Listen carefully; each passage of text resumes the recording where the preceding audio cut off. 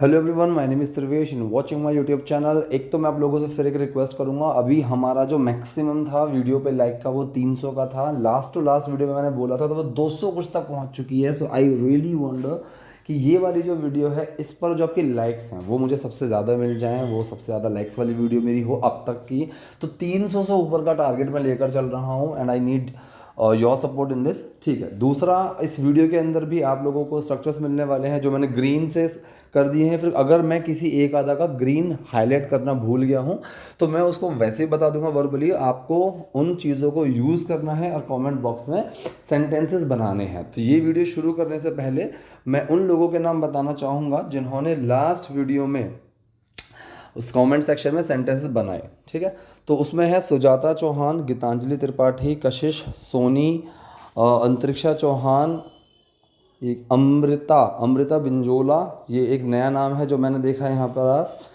और yes healthy food, दीक्षा बंसल, रेनू राणा, अफजल अंसारी, प्रदीप चौहान, ये लोग हैं। ठीक है, तो अगर आप चाहते हो मैं आपका भी नाम लूँ तो आप इस वीडियो के कमेंट सेक्शन में सेंटेंसेस बनाइए। वीडियो में जो हमने advance structures, phrasal verb use करे हैं उनको यूज़ करके। तो चलिए वीडियो शुरू करते हैं।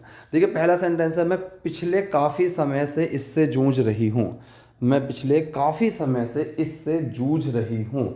अब ये जो सेंटेंस है ये प्रेजेंट परफेक्ट कॉन्टिन्यूअस है। एक टाइम का सेंस भी आ गया और यहाँ टाइम दे भी दिया है कि काफ़ी समय से। अब देखो, काफ़ी समय के लिए ज़्यादा आपको टेंशन लेने की ज़रूरत नहीं है। आप यहाँ पर वाइल का यूज़ कर सकते हो, वाइल। ठीक है, तो इसने बोला कि आई हैव बीन, अब जूझना। ठीक है, स्ट्रगल वर्ड होता है, स्ट्रगल आप बोल सकते हो। और इसको अगर कैजुअल टर्म में लेकर जाओ तो रेसल, टू रेसल मतलब रेसलिंग जो होती है, हम इसका भी यूज़ कर सकते हैं। तो यहाँ पर इसने सेंटेंस बोला, I have been wrestling with this for a while now. I have been wrestling with this for a while now, कि काफ़ी समय से मैं इस चीज़ से जूझ रही हूँ। So I have been wrestling with this for a while now, लेकिन मैं इसे अब और नहीं झेल सकती। साफ साफ दिख रहा है, कैन वाला सेंटेंस आ सकता है, सकती है, सकते हैं। कैन का एक सेंटेंस हो गया, बट लेकिन मैं नहीं झेल सकती। अब देखो, झेलने को हम बोलते हैं टू गो थ्रू।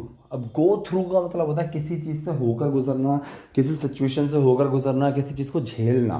तो वहाँ पर हम गो थ्रू जो एक फ्रेजल वर्ब है इसका हम यूज़ करते हैं। तो यही इन्होंने कैन का नेगेटिव सेंटेंस है, सब्जेक्ट हेल्पिंग वर्ब नॉट और एक्शन। तो I can not, subject helping verb not, action आ गया यहाँ पर go through. So I can not go through. अब गो थ्रू के साथ हम विद का यूज़ करते हैं। ठीक है, going through a bad time, एक ये भी यूज़ कर सकते हो, गो थ्रू विद दिस। तो विद का हमारा एक यूज़ होता है यहाँ पर। So go through with this, with it any longer. अब इट, दिस और दैट, ये आप लोगों को पता ही होगा कि इसमें फ़र्क क्या होता है, क्योंकि जो बैच में है मैं अपनी क्लास दे चुका हूँ, और जो बैच में नहीं है वो मेरे दूसरे चैनल पे जाकर इसकी वीडियो देख सकते हो। ठीक है, तो यहाँ पर इट का यूज़ हुआ क्योंकि कोई चीज़ ऑलरेडी इंट्रोड्यूस हो चुकी है, तब हम इट का यूज़ करते हैं। क्योंकि यहाँ पर इसने पहले ही सेंटेंस में बता दिया कि मैं पिछले काफ़ी समय से इससे जूझ रही हूँ और मैं इसको और नहीं झेल सकती, but I can not go through with it any longer. अब मोर, लॉन्गर हम इसका यूज़ कर सकते हैं। मेरा दिल नहीं मानता इस सब के लिए। मेरा दिल नहीं मानता इस सब के लिए। अब देखो, यहाँ पर नॉट इन इट, तो किसी चीज़ में ना होना, किसी चीज़ को ना मानना। So I am not in to it, I am not in it. तो इन टू और इन यहाँ पर दोनों का यूज़ हो सकता है। जैसे कि अगर मैं बोलूँ ना, I am really into cricket, तो यहाँ पर जब मैंने इन टू का यूज़ करा है तो ये होता है कि मुझे पसंद है, मेरा मन है, इस तरीके से हम यूज़ करते हैं। और यहाँ पर नेगेटिव टर्म में भी इस चीज़ को यूज़ किया जाता है कि मेरा दिल नहीं मानता है सबके लिए, मुझे ये सब पसंद नहीं है। अगर ऐसे बोलो कि मैं ये सब पसंद नहीं करती हूँ, तो भी हम इन टू इट का, इन इट का यूज़ करते हैं। तो इसने ये सेंटेंस जो लिया स्टेट ऑफ बीइंग का सेंटेंस है, मतलब ये विदाउट एक्शन सेंटेंस है। इस सेंटेंस में कोई एक्शन नहीं है, सिर्फ किसकी बात चल रही है, फिर हेल्पिंग वर्ब, फिर नॉट, और फिर वो चीज़ क्या है क्या नहीं है, वो एक फॉर्मेशन आ जाती है। तो इसने यहाँ पर सेंटेंस बोला कि मेरा दिल नहीं मानता इस सब के लिए। अब ये आप प्रेजेंट इंडेफिनिट में भी बना सकते हो कि my heart doesn't allow me for this. एक तरीके से आई डोंट लाइक दिस, ये भी आप सिंपल सा बोल सकते हो। और दूसरा, माई heart is just not in it. अब टू इन इट या इन टू इट का मतलब पसंद होना, नापसंद होना बोलते हैं। यहाँ पर नॉट का यूज़ कर दिया तो नापसंद है वो चीज़ आ गई। So my heart is just not in it. और मैं ऐसा कुछ होने का दिखावा नहीं कर सकती जो मैं नहीं हूँ, मतलब मैं ऐसा प्रिटेंड नहीं कर सकती जो मैं हूँ ही नहीं।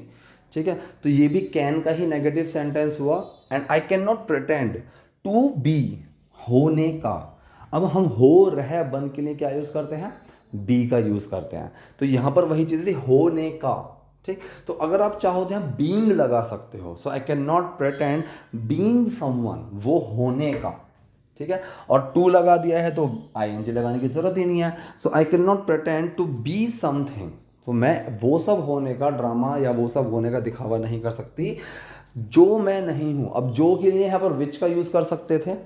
ठीक है, हु इंसान है। अब देखो, अगर तुम किसी चीज़ की बात कर रहे हो कि वो होने का, तो यहाँ पर विच का यूज़ हो जाएगा।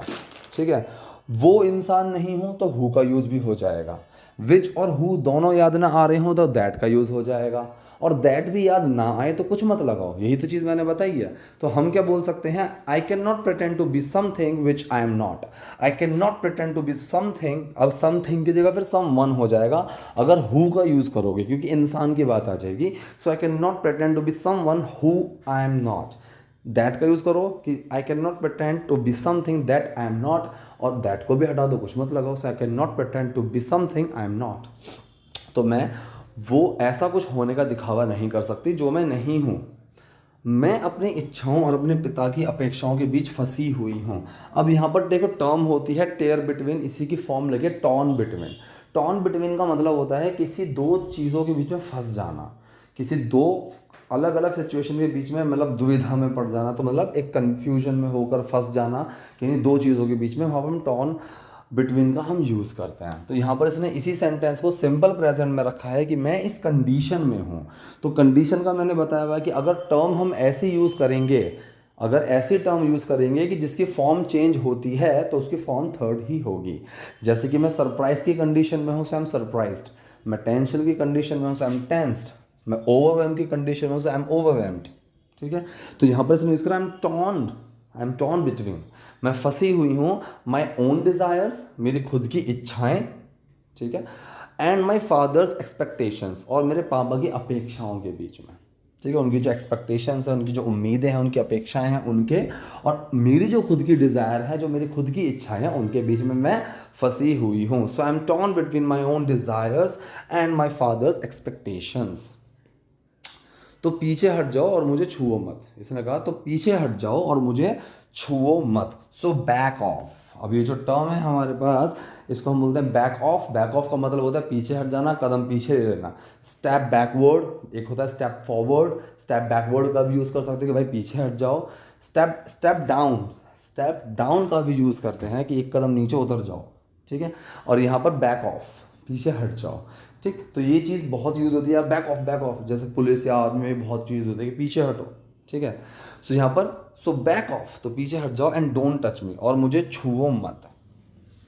मैंने अब ये मुखौटा धारण कर लिया है। अब बेसिक इतनी शुद्ध हिंदी तो लिख दिया है मैंने। ठीक है, तो मैंने अब ये मुखौटा पहन लिया है, धारण कर लिया है, ग्रैब कर लिया है। So I have put up, अब किसी चीज़ को चिपका लेना, पहन लेना, पुट अप का यूज़ वहाँ पर भी करते हैं। धारण करना, एक मास्क पहन लेना, उस चीज़ को हम पुट अप का यूज़ किया जाता है। अब यहाँ पर एक टर्म है, बेसिकली एक टर्म भी है। So put up with Fekete. ठीक है, तो इसका मतलब होता है कोई चीज़ धारण कर लेना, पहन लेना, कोई नकाब ओढ़ लेना। ठीक, तो यहाँ पर हमारी टर्म क्या हुई, आई have put up with this फसाद। ठीक, तो इसको जो बहुत से लोग हैं वो इसको फेकेट करते हुए मिल जाएंगे, लेकिन वो एक रॉन्ग प्रोनाउंसिएशन में आ जाता है। खासकर ब्रिटिश में इसको काफ़ी लोग फेकेट करके बोलते हैं, लेकिन इसकी जो एक्चुअल प्रोनाउंसिएशन है, जो मैं आपको सजेस्ट करूँगा, दैट इज़ फसाद। ठीक, जैसे आप कोई हिंदी में भी होता है ना वर्ड फसाद, तो उसी तरह से बना हुआ है यहाँ पर भी, फसाद। ठीक, so I have put up with this फसाद। तो फसाद दे, जो स्पेनिश लोग हैं वो ए की प्रोनाउंसिएशन को ज़्यादा थोड़ा आगे बढ़ा देते हैं, लेकिन आप नॉर्मल रखो कि आई have put up with this फसाद, कि मैंने अब ये मुखौटा पहन लिया है, मैंने अभी चीज़ धारण कर ली है, मैंने अपना अब ये रूप ले लिया है। ठीक है, नेक्स्ट, मैं ऐसी स्थिति में फंस गई हूँ जहाँ से निकल नहीं पा रही हूँ। मैं ऐसी स्थिति में फंस गई हूँ। अब किसी स्थिति में फंस जाना, किसी जाल में फंस जाना, उसको हम बोलते हैं ट्रैप्ड। ठीक है, ट्रैप्ड मूवी पे एक आई थी ट्रैप्ड। तो अब इसने यहाँ पर सेंटेंस बोला, आई एम ट्रैप्ड, मैं फंस चुकी हूँ, मैं फंस गई हूँ, मैं फंसी हुई हूँ। So I am trapped in a situation. ठीक है, I am trapped in a situation, मैं एक स्थिति में फंस गई हूँ। ठीक है, so I am trapped in a situation where I can not break free. अब कैन का नेगेटिव सेंटेंस आया और ब्रेक फ्री का मतलब होता है कहीं से निकल जाना, किसी चंगुल से आज़ाद हो जाना। तो वो आज़ाद हो जाना, कहीं से निकल जाना, फ्री हो जाना, तो किसी बंधन को तोड़कर, किसी जाल को तोड़कर बाहर निकल जाना। उस टर्म के लिए हम यूज़ करते हैं एक phrasal verb break free, to break free. तो यहाँ पर इसने सेंटेंस बोला, मैं ऐसी स्थिति में फंस गई हूँ जहाँ से निकल नहीं पा रही हूँ। I am trapped in a situation where I can not break free. ठीक है, so where I can't break free. काश मैं पीछे हट पाती। ठीक है, अब काश के लिए हम क्या यूज़ करते हैं, आई विश। ठीक, आई विश। अब ये जो सेंटेंस है ये कौन सा है, कैन का पास्ट है, मतलब could. So I wish I could. अब पीछे हट जाना, मैंने वही बोला था बैक आउट, जैसे बैक ऑफ, पीछे हट जाओ। बैक ऑफ मतलब अभी दूर हटने के लिए। ये होता है कि कोई सामने आ रहा है, यहाँ हम किसी चीज़ के पास जा रहे हैं, उससे पीछे हट जाओ। ठीक है, तो वो एक फिजिकल लिटरल चीज़ में आ जाती है, बैक ऑफ। ठीक, अब किसी सिचुएशन से पीछे हट जाना, किसी सिचुएशन को टाल देना, वहाँ पर हम बैक आउट का मतलब किसी को जैसे धोखा देने में भी आ जाती है कि भाई वो तो पीछे ही हट गया जब ऐसी सिचुएशन आई। तो बैक आउट कि किसी अपने फैसले से बैक आउट कर जाना, उस चीज़ से मुंह मोड़ लेना, उस चीज़ को छोड़ देना। ठीक है, तो पीछे हट जाना ये उस सेंस में आया। So I wish I could back out, काश मैं पीछे हट पाती, काश मैं पीछे हट जाती। ठीक है, इस बात को स्वीकार करना मुश्किल है कि मैं एक ऐसी शादी में हूँ जिसे मैं कभी नहीं चाहती थी। ठीक है, सो इस बात को स्वीकार करना मुश्किल है, इट इज़ हार्ड। मुश्किल है क्या, टू कम टू टर्म। अब यहाँ पर देखो टर्म जो हमने यूज़ किया, come to terms with the fact. ठीक है, अब कम टू टर्म्स और विद द फैक्ट, ये दोनों चीज़ें हैं जो अलग अलग यूज़ होंगी। सो कम टू टर्म्स, ठीक है, कि भाई it's hard to come to terms, ये बात देखना, ये चीज़ मानना मुश्किल है विद द फैक्ट कि ये हो गया है। So it's hard to come to terms with the fact कि इस चीज़ को मानना बहुत ज़्यादा मुश्किल है, that I am in a marriage, कि मैं एक ऐसी शादी में हूँ या फिर मैं एक शादी में हूँ, विच आई नेवर वॉन्टेड, जो मैं कभी नहीं चाहती थी, जिसे मैं कभी नहीं चाहती थी। तो देखो यहाँ पर विच का यूज़ कर सकते थे, दैट का यूज़ कर सकते थे, और तीसरा कुछ भी यूज़ मत करो। तो यहाँ पर हमने कुछ भी यूज़ नहीं करा। सो इस बात को स्वीकार करना मुश्किल है कि मैं एक ऐसी शादी में हूँ जिसे मैं कभी नहीं चाहती थी। So it is hard to come to terms with the fact. So come to terms with the fact.